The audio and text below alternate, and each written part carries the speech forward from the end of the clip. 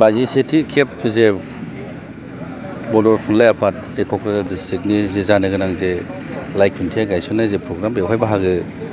लाफैनानै खुब गोजोननाय मोन्दों आरो लोगोसे आसा खालामदों जे जाथि हिसाबै बर' जाथि हिसाबै जोङो थुनलाइया जोंनि बिराद गोनां थुनलाइखौ जों जेरैखि जाया फोथांनानै लाखिनांगौ बेखौ जोङो बुहुमनि गेजेराव लांनानै बुहुमनि मानसिफोरनो जों सिनायथि होनो बे प्रसेसटाया बे नाजानाया जेब्लायबो जोंनि थुनलाइ सिबियारिफोरनि गोसोआव दं आसा खालामदों निस्सय बिसोरनो सक्ति गियान बुद्धि जाथि सोरा होयो आरो जोङो बेखौ आरो सक्ति जेसेबां सक्ति दं बेनिफ्राय सक्तिसालिसिन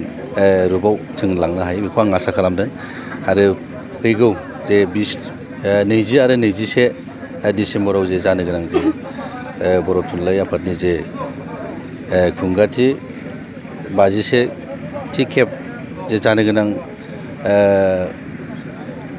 जे प्रग्राम बे निस्सय बयनिबो बे ओनसोलनि रायजो राजाजों लोगोसे समस्त जोंनि बर' हारिनि बा बर' जाथिनि बयनिबो जोङो सहाय सुजुगिता मोननानै बेखौ कालारफुल भाबै जाहाथे जोंगा मागायै जों जाहाथे बेखौ खुंनानै जों बाबेनलांहोनो हायो बेनि थाखाय आं बयखौबो लैहोर लैहोर फैनानै सहाय खालामफैनो आङो खावलायदों आरो जोङो बर' रावखौ जों जेरैबायदि आसा खालामदों जेरैबायदि सिन्था खालामदों आराम्भनिफ्राय जों जन्म जाजेननायनि सिगांनिफ्राय बोसोर सिगांनिफ्राय जे आसा जे उद्देश्यखौ लानानै साहित्य सभा गठन खालामदों जेरै जयभद्र हागजादमोन सनाराम थाउसेनमोननिफ्राय आराम्भ खालामनानै बे गेजेराव जाय बिथांमोना जेसेबां खस्थ' खालामनानै दिनै बे बर' रावखौ बे प्लेटफर्मसिम मोनफैहोनो हादों बेखौ आङो गोसो गोरबोनि आङो खुलुमनाय जासिदों दा बिनि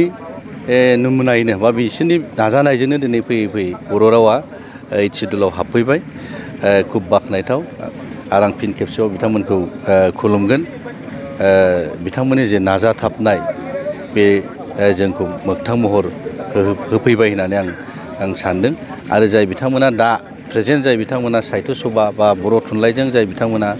नांथाबनानै थादों बिथांमोनखौ आं फिन खेबसेबाव आसा खालामगोन इसोरा भगबाना बिसोरनो सक्ति होथों गियान होथों जोंनि थुनलाइखौ सिबिलांबाय थानो बेखिनिखौ आं खावलायबाय